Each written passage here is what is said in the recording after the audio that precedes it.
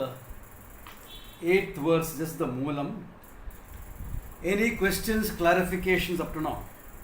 Or is it all clear? Just the Yes, basic meaning we saw.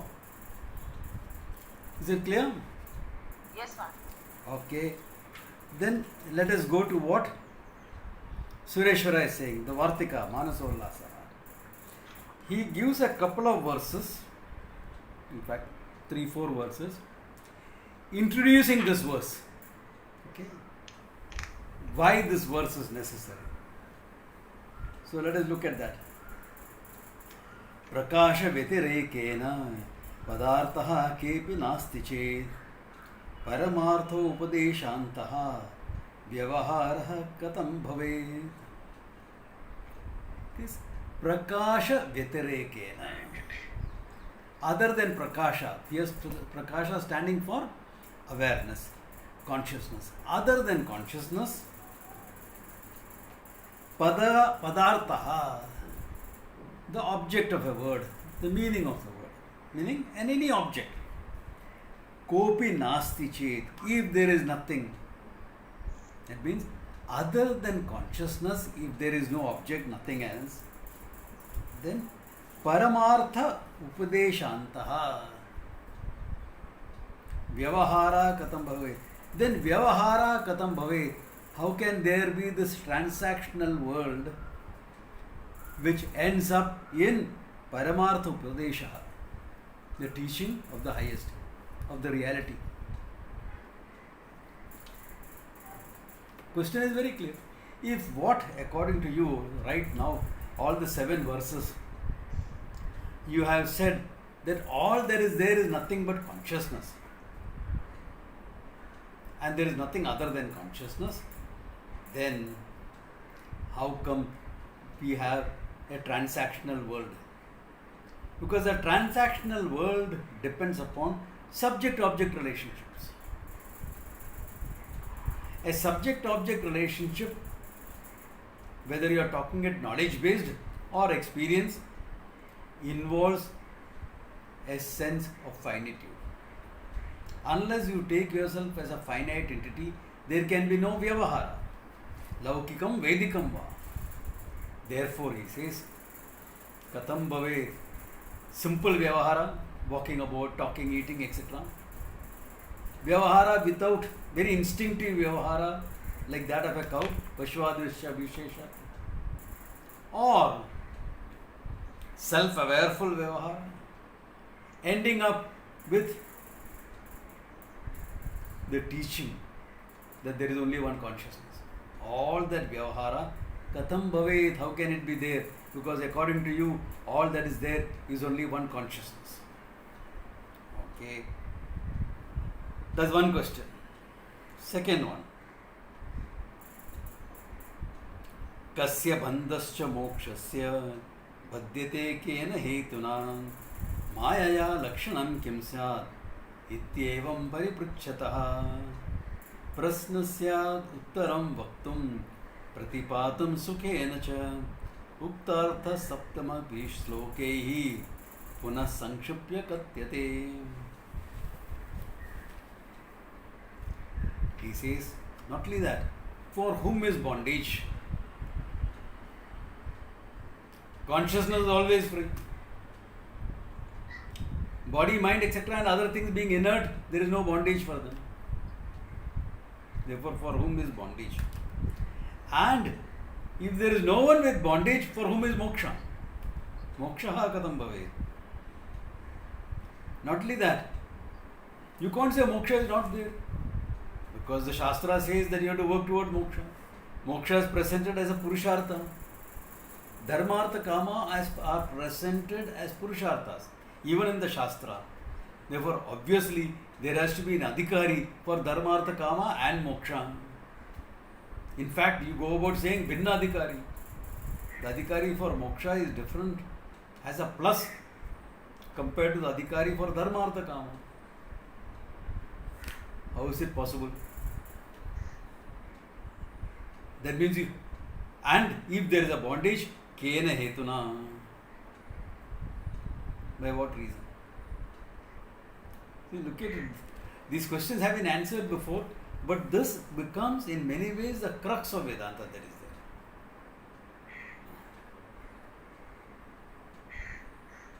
there. Because you cannot dismiss Vyavahara. You have to explain it. You can't say don't bother about it. You can't say it doesn't matter. Why? In fact, it is there. That is what? It is this experience of Vyavahara that stands against your understanding of the truth.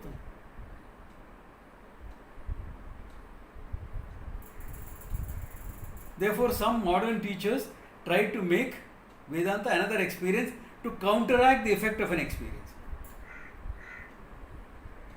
But in the process, you are reducing Vedanta to an experience, means you are reducing Vedanta, the knowledge of the truth, to the same level as any other Vyavahara, as talking, walking, having a cup of tea, etc. The same level. Then what is the difference? It becomes part of the duality. It becomes part of the duality. Therefore, that Vyavahara has to be explained.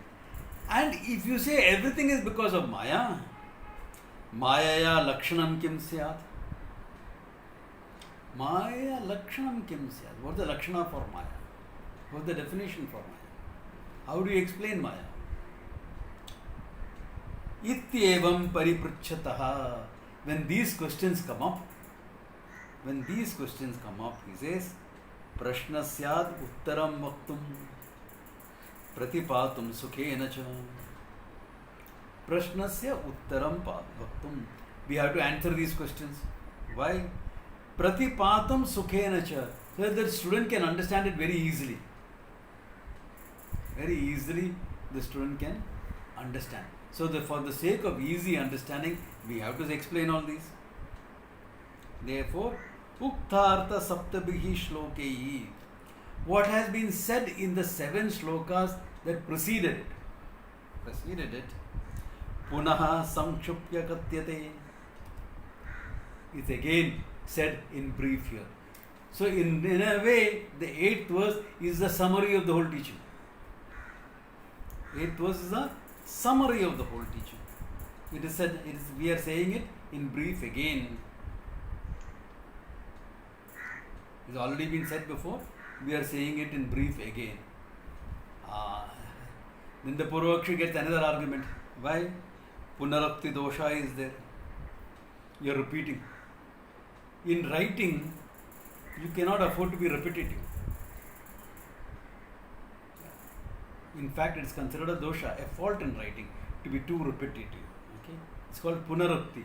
You are keeping on restating what you have said before. So he answers that also in this.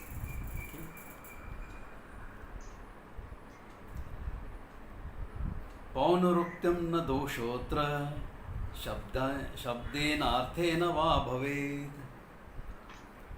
abhyasena gariyatvam arthasya pratipadyate. He says, Paunuruktyam na doshaha atra. Here, in this case, Punaruktihi, repetition, is not a dosha. Okay.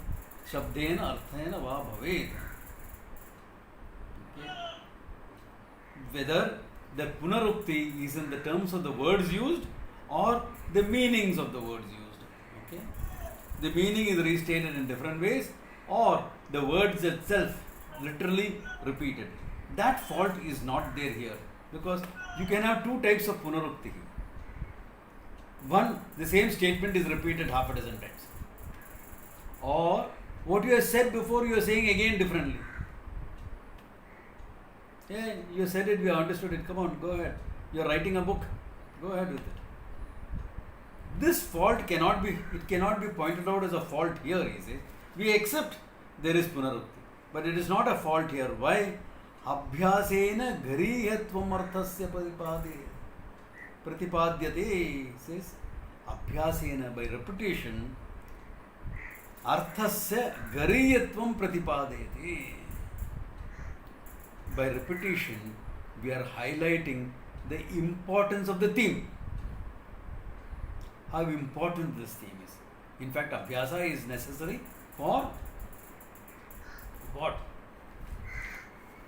What is abhyasa necessary for?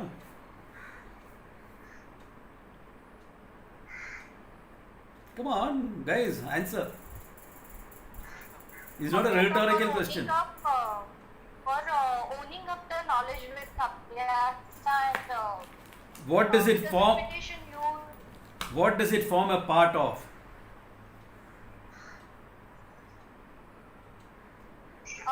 it's a part of mananam. Mananam. No. Technically, this is a technical question. Yes, it is true. Abhyasa is necessary for owning up the knowledge. No one says. But what is it a part of? षड्लिंग विचारा. Shadlinga Vichara. Yes. The sixfold analysis, therefore it becomes a part of Shravanam. The sixfold analysis. Remember the sixfold analysis? What is that? Yes, yes, Swami. How you begin, how you end. Okay, Purva Para. Akrama and Upasamhara. Then Then Arthavada. Arthavada, okay. Abhyasa. Abhyasa, Phalam. Phalavatvam, okay. Prayojanam. Phalam is prayojanam. Yeah. Prayojan. What else? Two more to go. Apurvata. Apurvata. Upapati, logic. It should be logically present. Logic. Upapati, logic. Yeah. So the sixfold abhyasa becomes part of that. So abhyasa is very necessary for understanding. Without abhyasa, and he says by his repetition here, we are highlighting the importance of the subject and for the student to understand it easily. Both the arguments are there. Therefore, it is not punarukti dosha. If something has to be repeated, it has to be repeated. Something need not be repeated, don't go about repeating it. Okay, so now look at it. How many questions has been raised here? Okay, that first, if consciousness is the only thing that is there, how come we are having subject-object divide? That subject-object divide is indicated by the question of vyavahara. Okay, and we cannot say there is no vyavahara. My teaching is a vyavahara. That's why he said Paramartha Upadeshantam, starting from very simple things to the teaching itself. And he says, for whom is bondage and for whom is moksha? This is a very important question. Because Atma is never bound. So for whom is bondage? Come on guys, answer. For whom is bondage?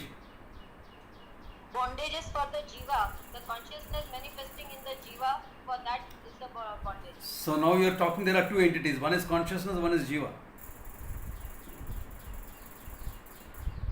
And the jiva has to reach consciousness, right? No, the consciousness manifesting in the jiva. So it is the basis of the jiva. So there is something that something that is manifest. One is consciousness, and then what is manifest. Correct? Yeah, it means that, but it is not that actually.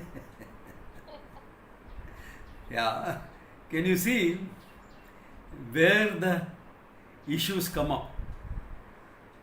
Who is the one that is bound? Who is the one that is becoming free? Who is the one that is becoming free?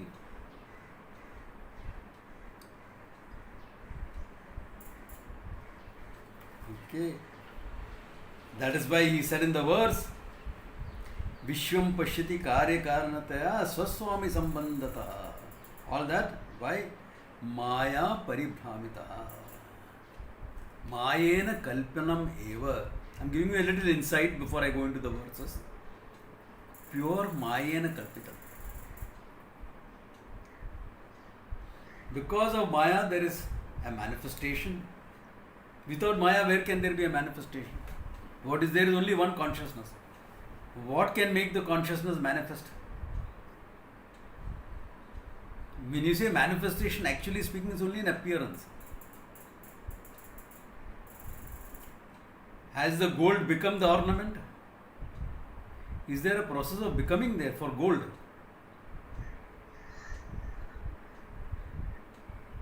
Or has the water become a wave? There is no process of becoming. It's only an appearance. Similarly, the consciousness itself appears as the world because of Maya. So the one that is free, completely free consciousness, appears as the one that is bound. And with respect to the question of an appearance, there is something called freedom. Na bandhaha na mokshaha, really speaking. Chidananda Rupo Shivoham Shivo. That's what you are trying to understand. Therefore, this whole Vyavahara Mayena Kalpitam. Not really there. Cause-effect relationships, other sambandhas, relationships, personal relationship, professional relationship, all of them because of Adhyasa. Because of Adhyasa alone this relationship come up. First, the manifestation because of total Maya Shakti.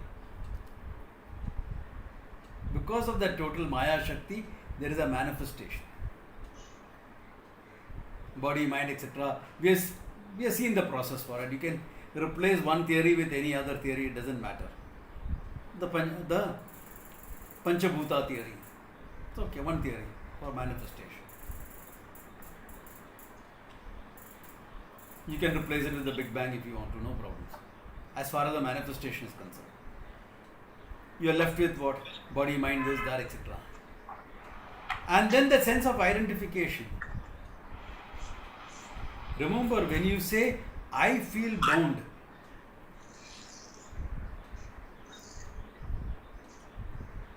can it be the Atma saying, I feel bound? Think about it and answer. Can it be the Atma saying, I am bound? No. Can it be the body saying, I am bound? No. Then who is saying, I am bound?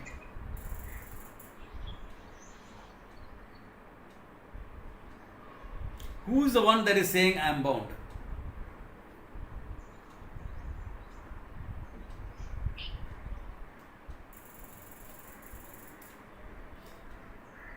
Important, think about it and answer. Who is the one that is saying, I am bound?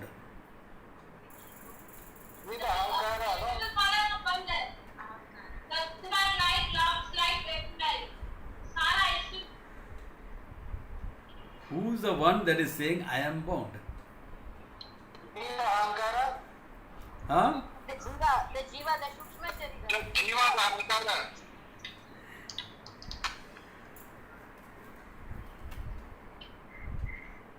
Look at it. You're forgetting Adhyasa Bhasha.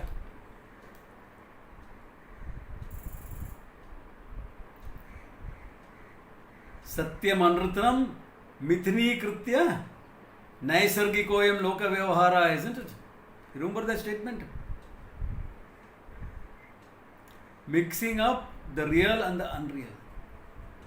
Ajnanena Janami iti pravartate. Atmana sachidam sascha buddhehe vrittiriti dvayam samyoga cha avivekena janami iti pravartate. Remember this verse? Atma Bodha, 25th verse. I quoted it often. Okay. The Atma, that is pure consciousness. The thoughts, that is manifestation. Aviveka samyogaha, he says. Because between a manifestation and the reality, there cannot be a relationship. Atma is nitya asanga. There is no relationship.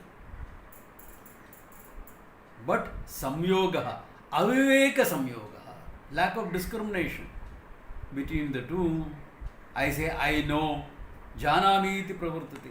I know, I don't know, I am bound, I want freedom. All this comes because of that.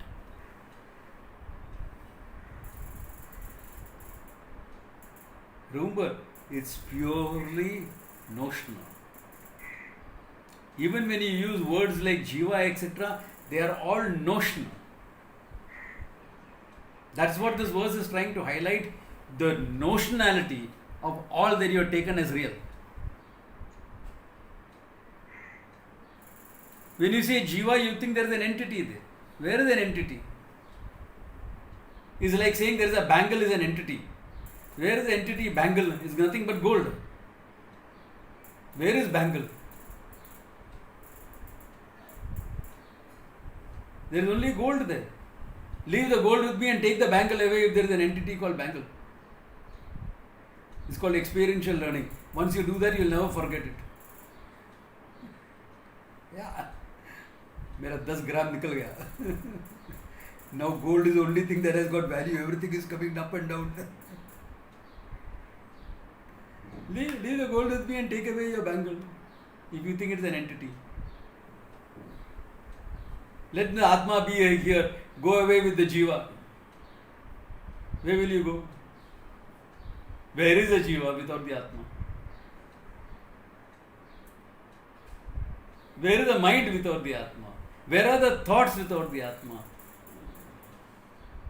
Where is the sense of ahankara, that notion, without the Atma? Where is all your energy without the Atma?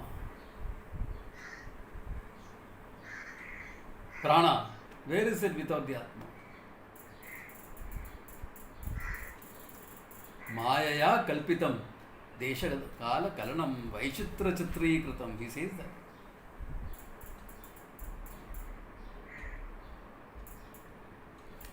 Therefore, the whole thing is Maya kalpitam.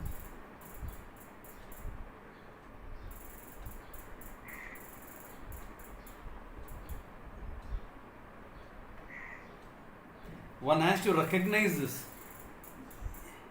Even under stressful conditions, more under stressful conditions. We are all locked down at home. Look at what the virus has done. We capture every form of wildlife, put them in cages, call them zoos.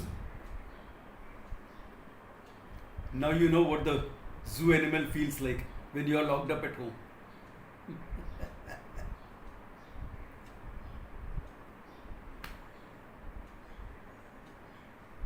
Maya kalpitam, but locked up, not locked up, bound, free, Maya kalpitam. Virus also Maya kalpitam only. In fact, the virus is more mithya than my body. The virus is a parasite. It's only semi-living. It's not even fully alive. It has to center on a living thing for it to become active.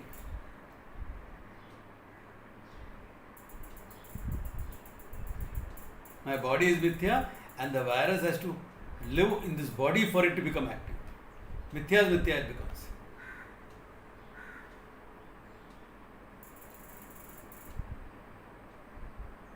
So do you have to run scared of it? Not really. Yeah, to protect your body, you take care of a few things. To protect the body. That's nothing more than that. Nothing more than that. Yeah, Maya kalpitam desha kala kalma. The whole thing is from there itself. Nothing else. To see the mithyatvam in everything, To understand it's all Maya Kalpitam. There is no real thing. Other than the consciousness, there is nothing.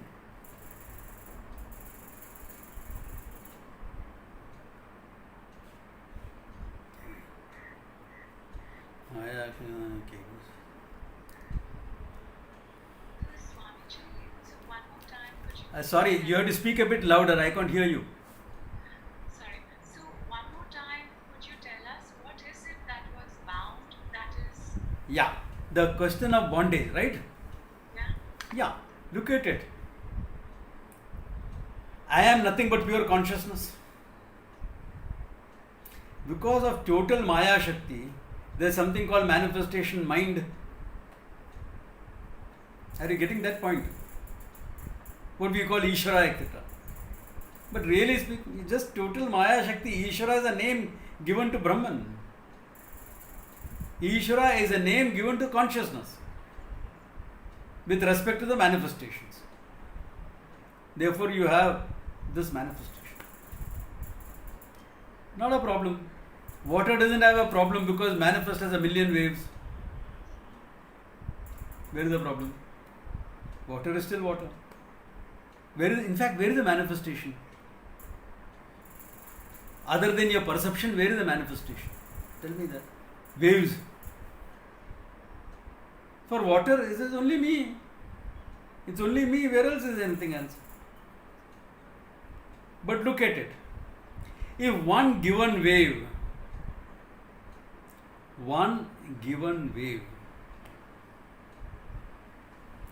because of aviveka, ignorance and lack of understanding, identifies itself only with the form,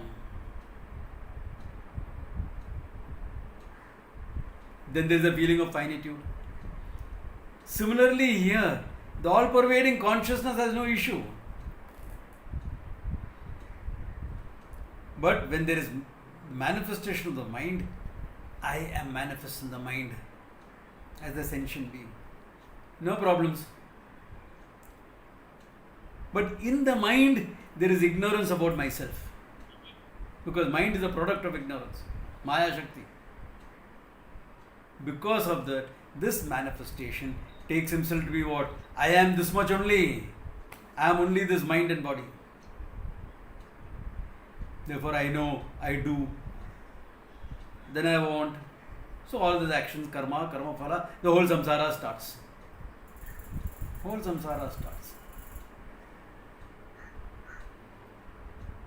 Aviveka sambandha. Yeah? So is that not ahankara? That's what you call ahankara. What is ahankara? Notion. Look at it. You take the mind as mind, you take the consciousness as consciousness. Where is ahankara? Thinking, feeling is mind. Consciousness is consciousness. Where is ahankara?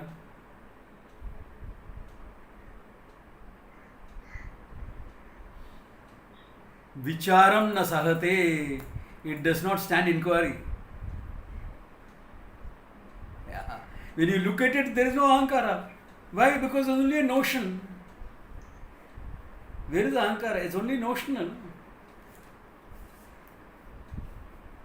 We are giving too much of reality to the ahankara. I should refine my ahankara. I should keep it down. I should do this. I should do that.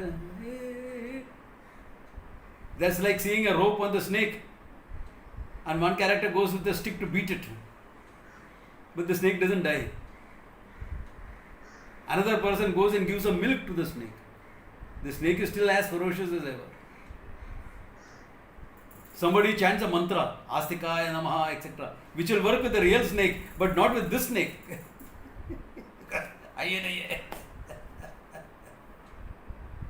So now you know what we are doing in the name of spirituality. It's good for Vyavahara. For transactional life, it is good. Nobody is denying that. Yeah. For transactional life, is as important as the food that I eat and the water that I drink. Fine. But that's all, not more than that.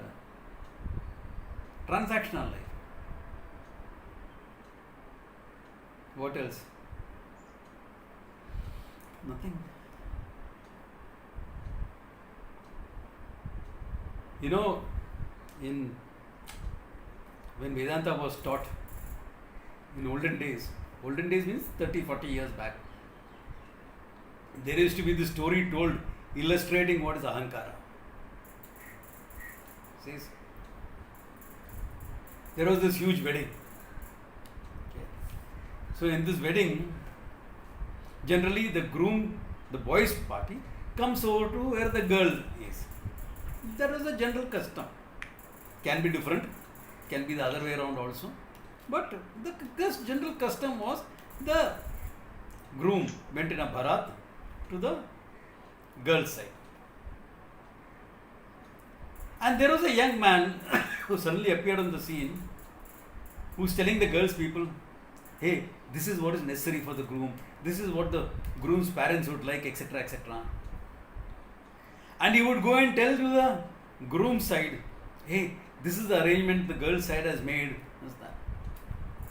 So he was interacting with both these sides. Very smart man, very this thing, getting everything done, that. Seeing that everything is going smooth. In between, certain things goes into his pocket also. All that was happening. Then when the whole marriage is over, the bride's father and the groom's father both are sitting down. Now they become sambandhis through marriage. Sambandhi is a word, not samdhi, something that you say in North India, okay? Sambandhi. There is a sambandha, a relationship brought about by the act of marriage. Two people got married. And because of these two people getting married, there is a sambandha, a relationship between the families as well. Primary relationship is of the couple. Secondary relationship is of the family. Relationship. Sambandhis they become. They are both talking. You know, this young man from your side is so smart and things like that. From my side? No, I thought he was from your side. Huh? He came and took so much money from me saying that you all wanted something. He did the same thing with me. All the discussion is going on. And when the man is seeing these two people have sat down together, he disappears. Why? Vicharam na sagate, doesn't stand inquiry. Because when you inquire into who is this character, the character scoots off. Same way the ahankara. When you inquire, what is the nature of the atma, what is the nature of the mind? Where is the ahankara? Hai nahi. Where is the ahankara? Not there. As good as not being there. Because there is no reality there. The ahankara is purely notional. It seems to have a reality because it's the notion of the Atma, imposed on the Atma. And Atma is a real thing. Exactly like that rope snake. The snake seems to have a reality because it's imposed on the rope. Itself, it doesn't have any reality, it's purely notional. It has a notional reality. As we saw in the last verse, Sat Asadbhyam Anirvachaneyam. Cannot be taken as real, cannot be taken as non-existent. Similarly, the Ahankara cannot be taken as real because that belongs to the Atma. It cannot be taken as unreal, non-existent, because it's functionally available. Sat Asadbhyam Anirvachaneyam Ahankaram.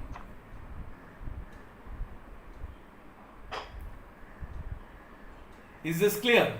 Or any questions?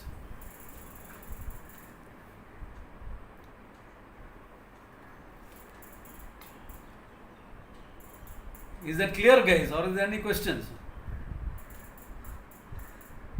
Clear. Clear? Okay.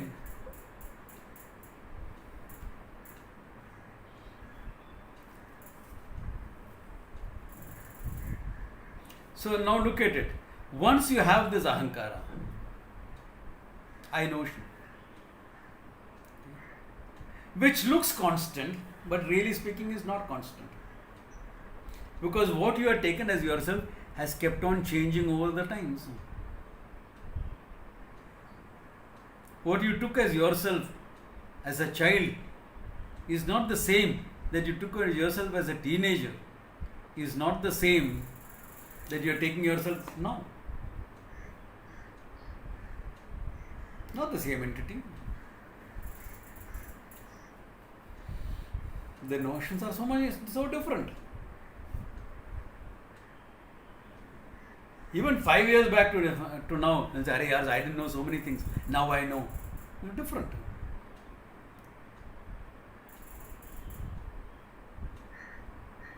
Changing entity. And once you have that ahankara, then you want things, you will do things. All that will go on. Naturally. Naturally it will go on.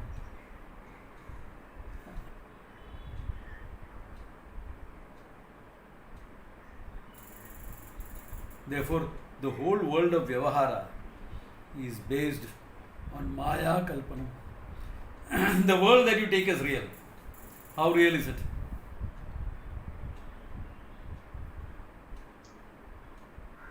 This book appears solid. Not really. It is only as solid as a hand is. Both reduce itself into nothing but pure existence. We have seen that before. What is this book? Nothing but paper. There is no book apart from paper. Paper? Wood pulp. Wood pulp? No, hydrocarbons. Hydrocarbons make up wood pulp anyway. And hydrocarbons make up this body also. Then molecules, atoms, particles, subatomic particles. What is the final thing? Something that cannot be resolved further. Something that does not have a form. Because if you have a form, you can resolve it into the substance. You go into nothing. Because I will whack you with this book and you will find out how something is there.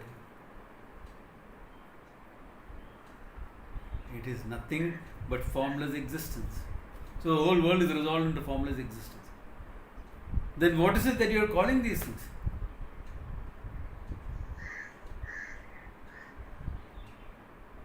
Notional. By agreement, all of us have decided to call it a book. It is nothing but paper. And all the books that I use in my classes are trying to go back into its source of being paper, falling apart.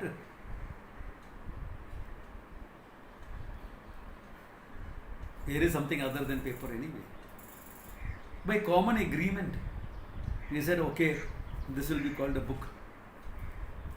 Yeah.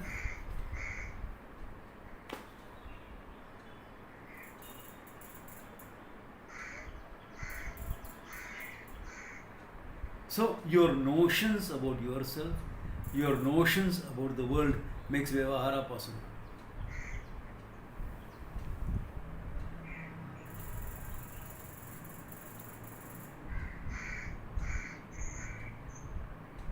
That is food, that I will eat. Really? How do you decide that that is food? How do you decide what is food and what is not food? How do you decide that? Tell me.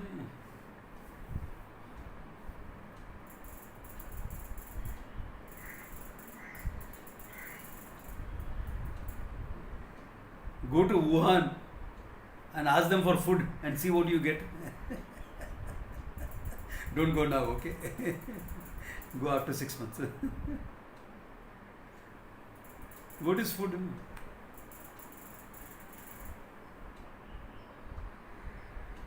Culturally, we have some idea. That's why we have different cuisines from different cultures. Indian, Chinese, Mongolian, Italian, Mediterranean diet. Japanese food. Who decides what is food? Who decides what is to be eaten or not eaten? Purely by convenience, by notion, by habit.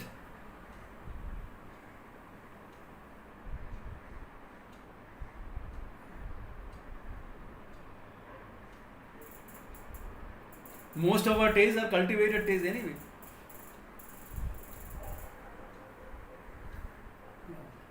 How many Indians really like cheese? Other than Amul cheese? Amul or Govardhan or those milder cheeses. How many Indians can really take the blue vein cheese, etc.? They can't. Why? Not a cultivated taste. But if you are there in that culture and you cultivate the taste for it, then you like it. All tastes are cultivated. Meaning, what you decided as food, what you decided as not food, all purely notional. Yeah, then in between you can bring in, oh, vegetarian is better, non-veg. Oh, okay. Now once you take the body standpoint, then you can talk about all this. What I am trying to show you all is how every transaction of yours is purely notional. Relationship, purely notional. He is boss, I am junior. Where? In the office setup. It's very interesting. In Israel, everyone serves in the army. Okay? Everyone serves in the army.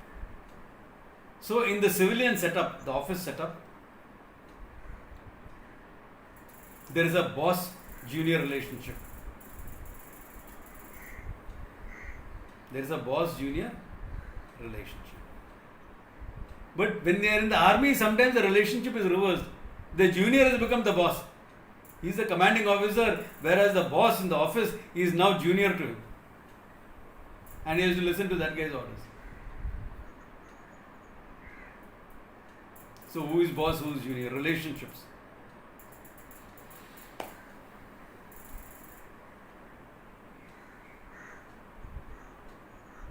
Where does it go? Notional. All relationships are notional.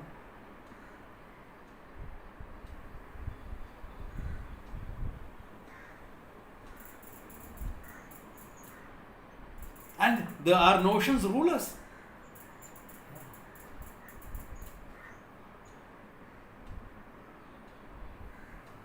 I have friends who are mumukshus. They have a desire for moksha. They can't relate to me as a teacher and study. Even though I say, hey, forget me as a teacher, guys, come listen to the classes and study. That's all.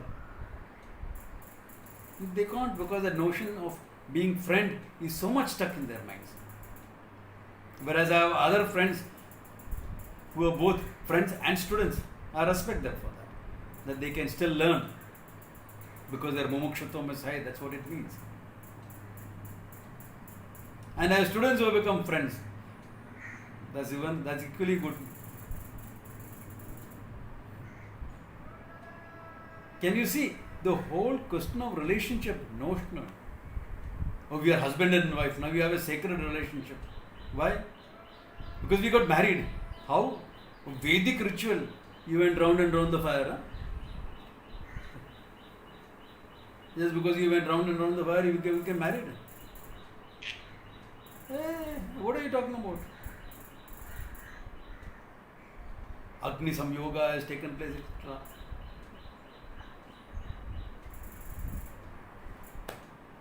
Vyavahara, notional, equally notional. So what if it is Vedic? It's still notional. The sacredness of the ritual, notional. We call something sacred because it helps you understand the truth. Therefore it becomes sacred.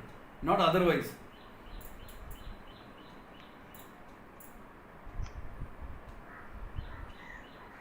Some girl somewhere, in our traditional arranged marriages, some girl somewhere, some boy somewhere, never met before. Then there's an official meeting with all the relatives, etc., where you just saw each other. Nothing objectionable. You said okay, because there was so much of pressure on you. External from your relatives, etc., internal because of your loneliness, etc. In that pressure, you said yes and you got married in front of the fire. So two strangers become husband and wife. How silly is that? Notional. It works. Notional. Or two people meet in a bar, they go out together, do some fun things. Now they are in love and they decide to get married. How silly is that? Notional. Now suddenly it becomes sacred.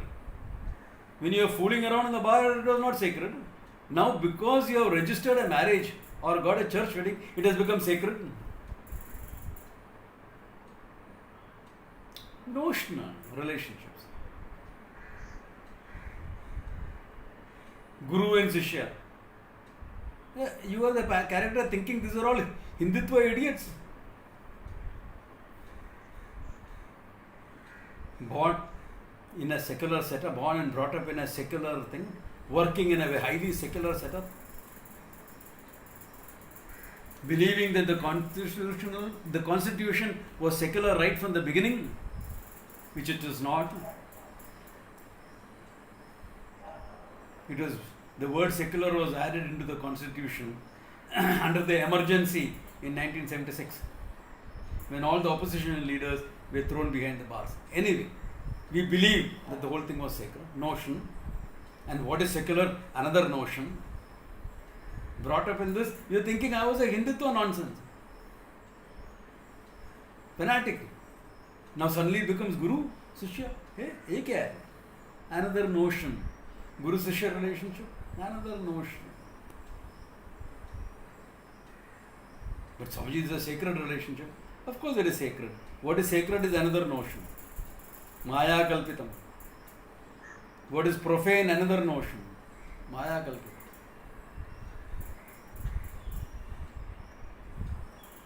With a stranger it becomes profane. But in a marriage relationship it is sacred. Notional. Institution of family, notional.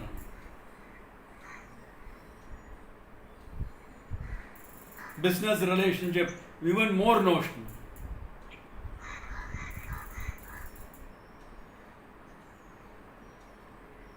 Tell me what is not notional? What is not Maya Kalpita? Examine any focus of your life, any aspect of your life, focus upon that. Built upon notions.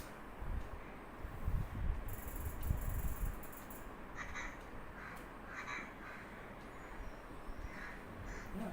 Purely built upon notions, isn't it?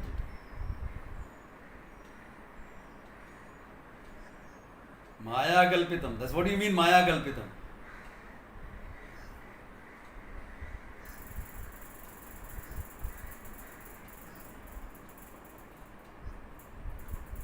I want you all to think about this seriously. Not just enough to say Maya, Kalpita, Desha, Kala, Kalana, Vaichitra, Chitri, Kritam, etc.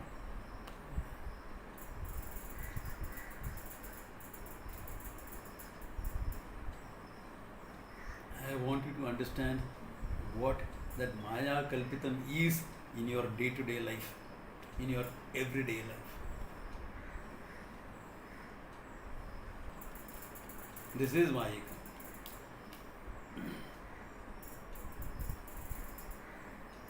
All your experiences, cause effect relationship. Mayakam, where is cause effect? There is no real cause effect anyway. Only from a standpoint. It's called cause, from another standpoint it is effect. We have seen that in Mandukya Karika also. There is no absolute cause effect. It is nothing but a series. If you take one segment, you will talk cause and effect.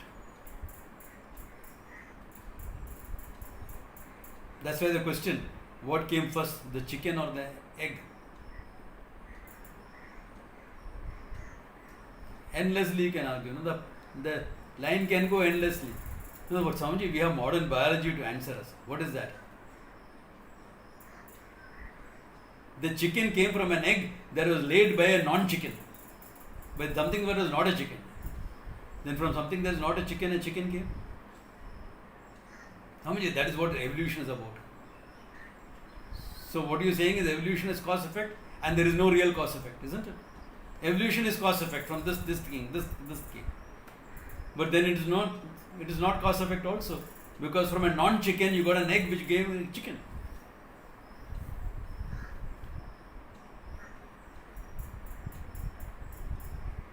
Where is cause effect? Standpoint. Golden ornaments, cause effect, standpoint, notional.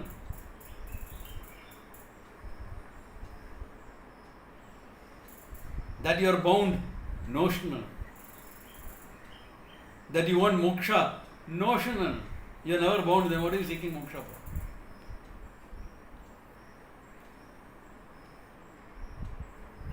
Purely notional.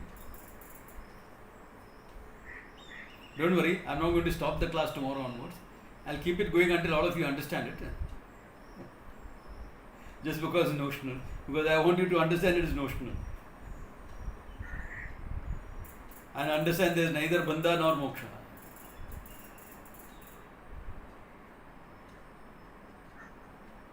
So my whole working life is based on this. My whole life. Forget all this. These are all man-made things. What about real things? What real things? The earth that you walk about, really? Is it flat? All my experiences screams out it is flat. The earth is flat. Every experience of mine highlights that. But we all know it is not flat. We all know it is not flat. It's wrong. So look at it. The construction of a building, the construction of a road, of any structure is based on flat earth. Nobody makes the foundations round. No architect, no engineer will make the foundation circular. There are circular designs available, but that is for earthquake resistance, etc. Not for, because the earth is round.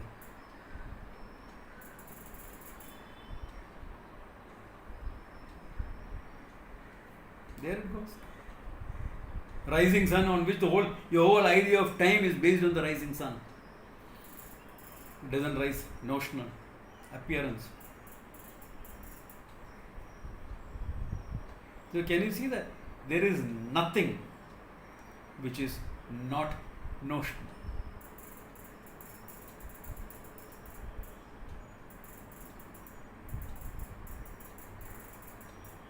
Mother-child relationship, born of my own body. So, 2 genetic codes are available. That's it. My child and my hand, are they the same? Your 2-year-old will disprove it. You don't need an adult teenager rebelling to disprove it. You only need a stubborn 2-year-old to disprove it. Your hand does what you want. The child does not.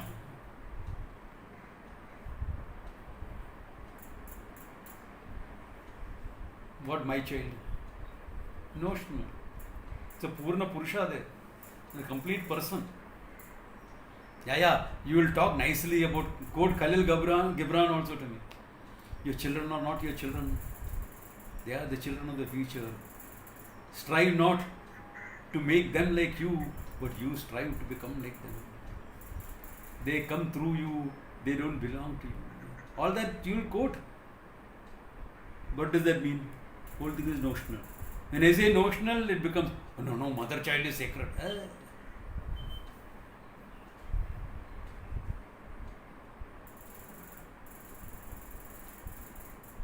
No, mother-child, unconditional love, myth. It's symbiotic love, not unconditional.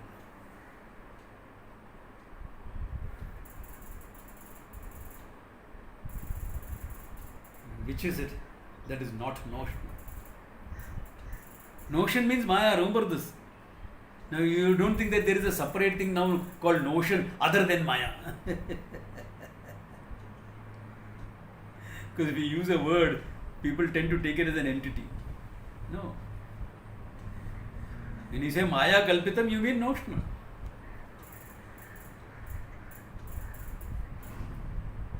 Just a standpoint, just a way of looking at it, just a perception.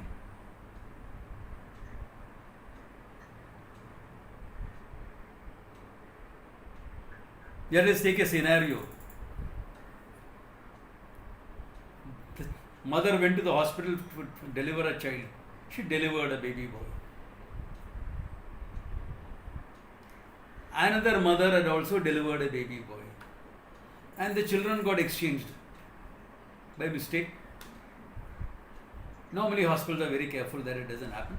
But mistakes can always happen.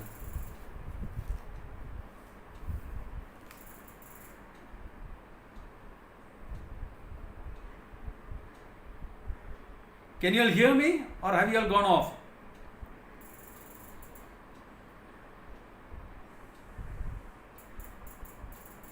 Okay. So let us say they all got exchanged at the hospital. Both of them got interchanged at the hospital. Okay. Then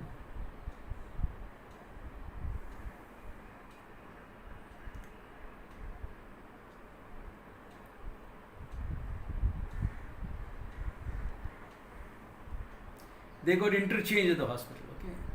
When they got interchanged at the hospital, the child was brought up as my own. Both the mothers brought up the child as their own. And let us say after 20 years they found out that the children had got exchanged. Will they stop loving that child as their own? Or even after 10 years, will they agree to an exchange back to correct a wrong? Either way it becomes notional. Either way, all that it shows is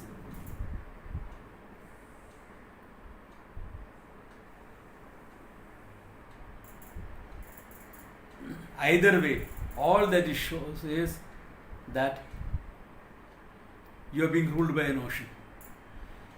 My child, even though it is not my child, but my feelings are there, therefore that's my reality.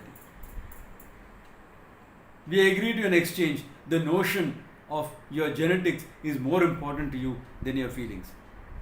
Either way, it's notional.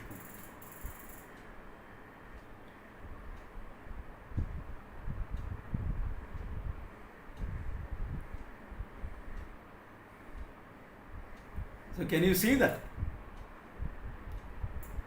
All that is there is purely notional, nothing more.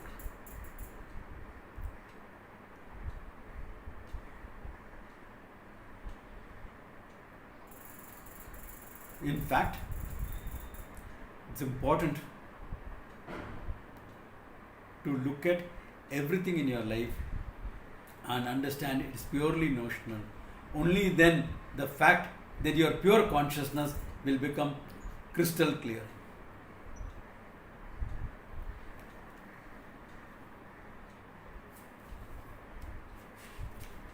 Your whole life is notional. How does that feel? It can raise two types of feelings in you. One, it can be liberating. Why?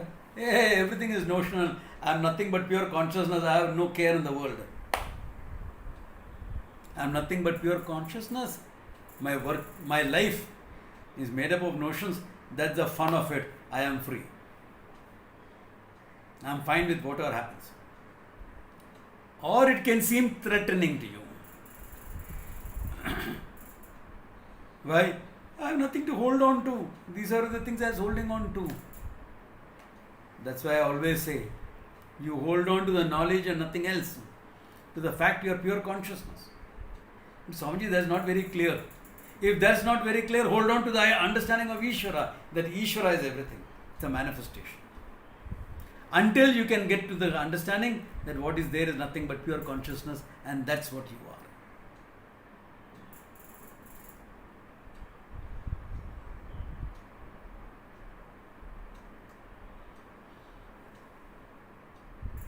are. Okay, I suspect that for most of my students it is not threatening, though it can be a little disturbing because you are not fully there yet.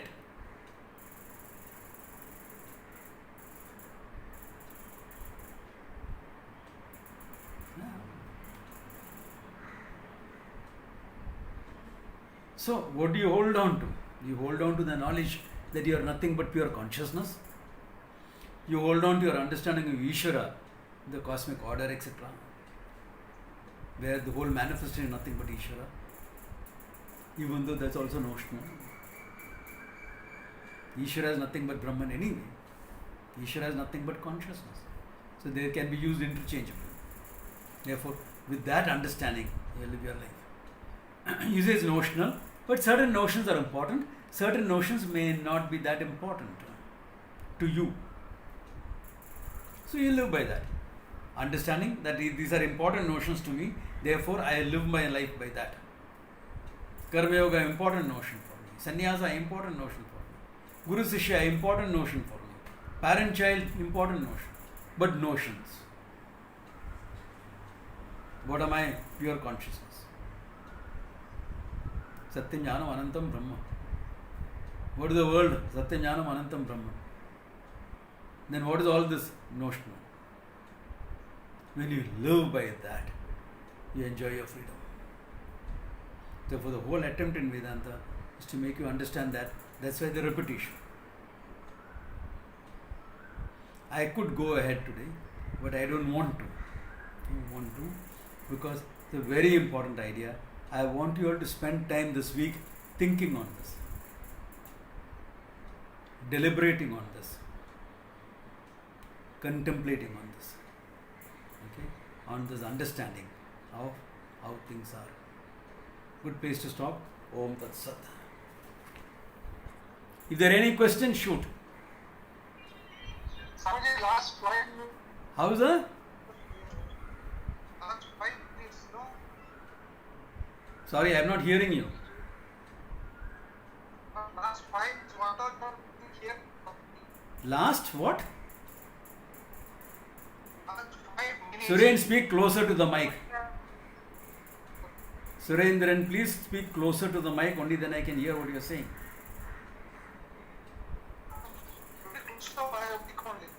Yeah, there was some problem.